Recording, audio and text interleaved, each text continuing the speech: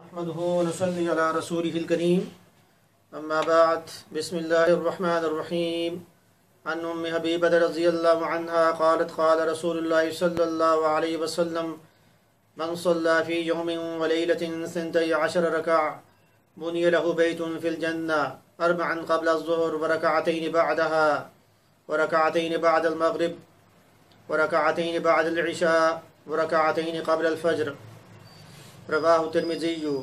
ام حبیبہ رضی اللہ عنہ سے روایت ہے کہ نبی اکرم صلی اللہ علیہ وسلم نے فرمایا کہ جو شخص دن اور رات میں 12 رکعت پڑھے گا اللہ پاک اس کے لیے جنت میں گھر تعمیر کر دیں گے۔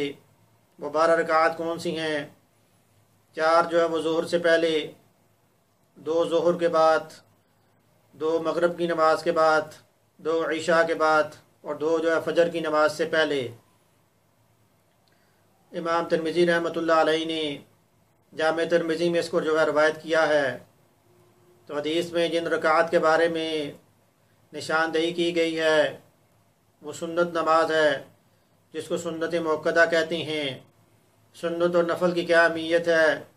ایک اور حدیث میں آیا، نبی اکرم صلی اللہ علیہ وسلم نے فرمایا کہ اول ما یحاسب بہ العبد یوم القیامۃ صلاۃہ، پہلا سوال جو بندے سے قیامت والے دن ہوگا وہ اس کی نماز کے بارے میں ہوگا۔ فإن أكملها كتبت له نافلہ، اگر اس کی نماز کامل ہوئی، اگر اس کی فرض نماز کامل ہوئی تو نفل کا علیحدہ حساب ہوگا۔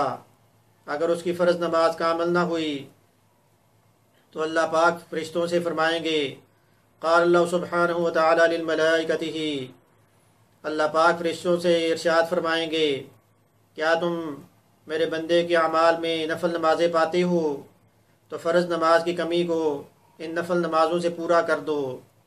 سنن ابن ماجہ میں اس حدیث کو جو روایت کیا گیا ہے، تو نفل نماز کی کیا اہمیت ہے اور جو ہے وہ سنت نماز کی کیا اہمیت ہے وہ اس حدیث سے عیاں ہے۔ سنت اصل میں حضور اکرم صلی اللہ علیہ وسلم کے طریقے کو کہتے ہیں۔ سنت یعنی جس میں حضور اکرم صلی اللہ علیہ وسلم نے اہتمام فرمایا، اور اس کے علاوہ باقی جو ہے فرض نماز کے علاوہ نوافل ہوتے ہیں۔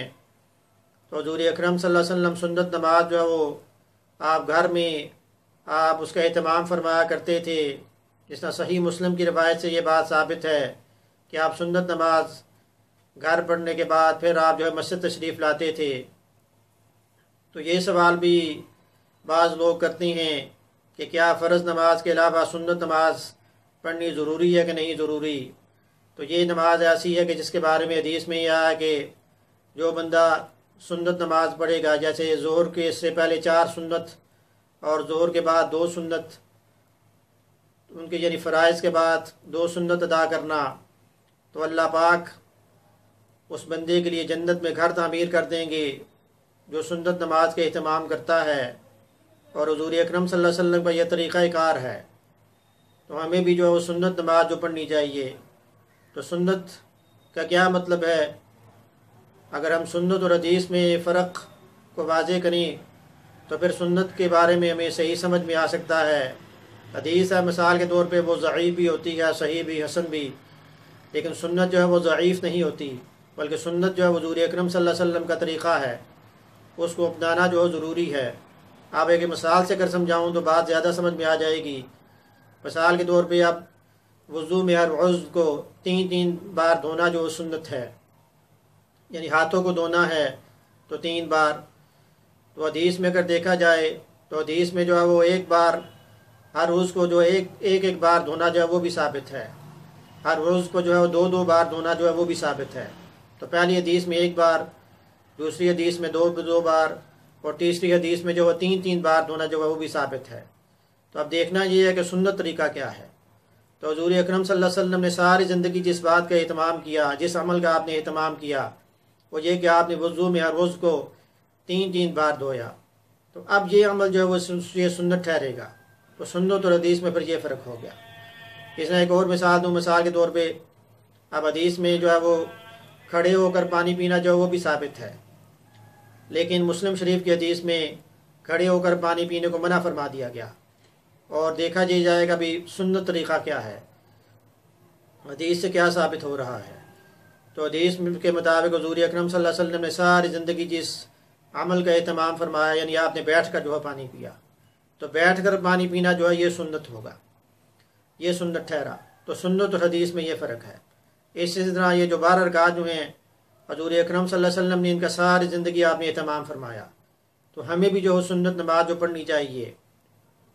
اور جو لوگ اس غلطی میں جو ہے وہ مبتلا ہیں کہ سنت نماز پڑھنے کی ضرورت نہیں، انہیں بھی اس حدیث کے مطابق سنت نماز جو ہے وہ لازمی پڑھنی چاہیے، سنت موقدہ، تاکہ اللہ پاک ان کے لیے زیادہ سے زیادہ جو ہے وہ اللہ پاک کی طرف سے ثواب کا جو مستحق ٹھہریں۔ اللہ پاک عمل کی توفیق عطا فرمائیں۔ درس سننے کے بعد آپ اس کو جو ہے وہ شیئر بھی کریں، آپ کا یہ صدقہ جاریہ بن جائے۔ اللہ پاک ہمیں دین کے مسائل سمجھنے کی توفیق عطا فرمائیں، کیونکہ اسی کو جو کہتے ہیں ابھی دین میں سمجھ بوجھ حاصل کرنا۔